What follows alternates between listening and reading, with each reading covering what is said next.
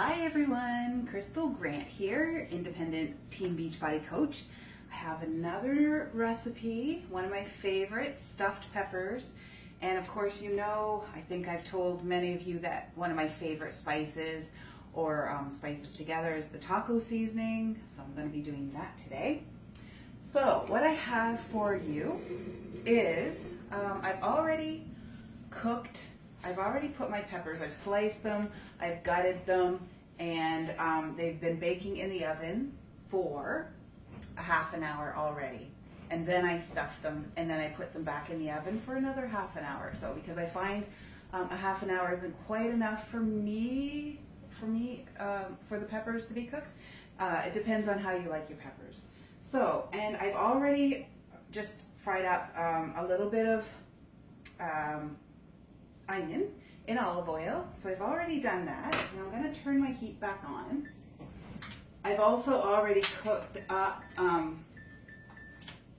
quinoa. So I have quinoa in here that I boiled in some water, and that's cooked. It's about half a cup. And I also have cooked rice, half a cup, which is your yellow container. And right now, to my onion, because I only like to cook, or I guess saute. This is 1 clove of garlic, so I'm just going to scrape it off here into the pan. But I only like to saute it about 30 seconds, because after that it just starts to, burn. So I'm just going to put that and saute that, and my pan isn't quite hot, so it's going to be a little more than 30 seconds here, but it's going to be approximate. So, and I'm also going to tell you what else I have here. So in your stuffed peppers, if perhaps you're trying to limit carbs at supper time and you don't want the carbs, you wouldn't have to do the quinoa and rice. You could just use your meat and your peppers, your veggies, and you're good. So just to let you know, if I was doing this for supper, I probably might not necessarily put the carbs in there, or the quinoa and the rice. So, oh, that smells good.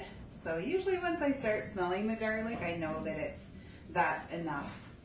Now I also have 2 red containers of chicken, and I've chopped it up really fine.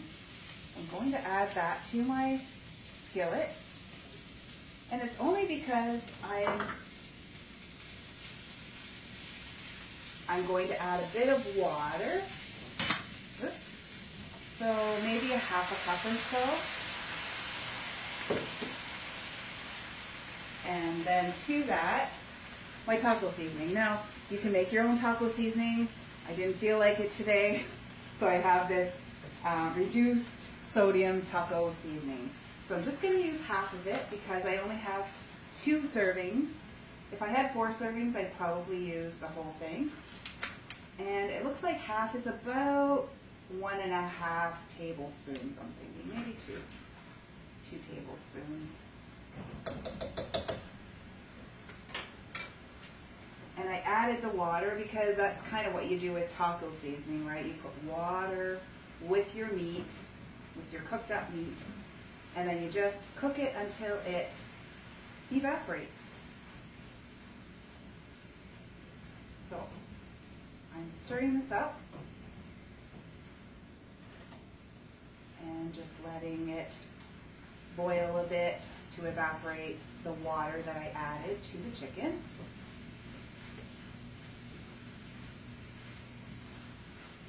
That was cooked chicken, by the way. It was not ground chicken or anything like that. It was actually chicken breast that I had cooked up earlier. Or actually, you could just use, one of the rotisserie chickens or whatever. Just chop it up. And then I'm going to add my quinoa. So I'm just going to throw it in there just so that all the flavor goes through the quinoa. And I'm going to add the rice, because those are also going in my peppers today. And stirring it around. I'm just going to turn off the heat now because I see that the water has evaporated. Now I'm just going to mix everything really well. Oh, and by the way, this is just 2 peppers, and I just cut them exactly in half. So 2 peppers is going to be a serving. So we're going to have 1 serving of veggie, your green container. That will be the pepper. And then we have 1 serving of your yellow container, 1 serving of your red container, and I'm also adding cheese. And I've put 2 blue containers in here, so for the 2 servings, right? So it's going to be a serving of your healthy fats, okay? Your blue container. So just going to stir that, make sure everything is stirred well. And grab a serving spoon. And I thought I would just throw just a tiny bit of cheese in the bottom of each of these, just so it kind of doesn't all slide out on me when I'm actually serving it. So it'll stick to the bottom.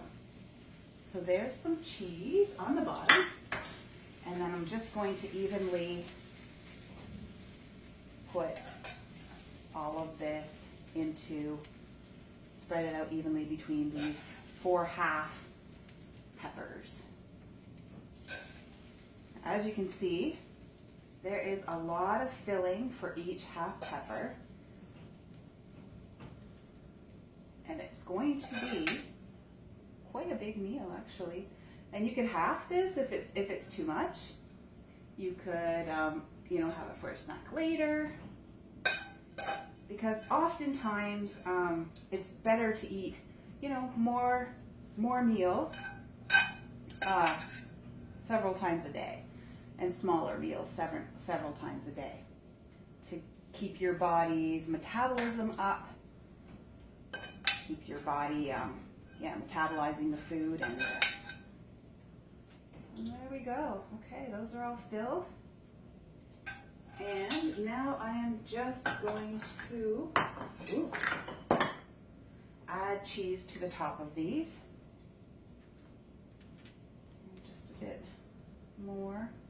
As you can see, 1 container, or this is 2 containers of the cheese, but it's 1 serving for each person. You can see it's more than enough cheese. It's a generous amount. There. Okay, and then that is just going to go back into the oven for about a half an hour. The cheese is going to melt, get bubbly, and then I'm ready to have my lunch. I guess I'm between dinner and supper here, so I'll probably have 1 now, 1 later, and yeah, I'm good to go. All right, so enjoy this recipe. Let me know if you have different variations of it, and let me know if you enjoy it. All right, thanks. Bye.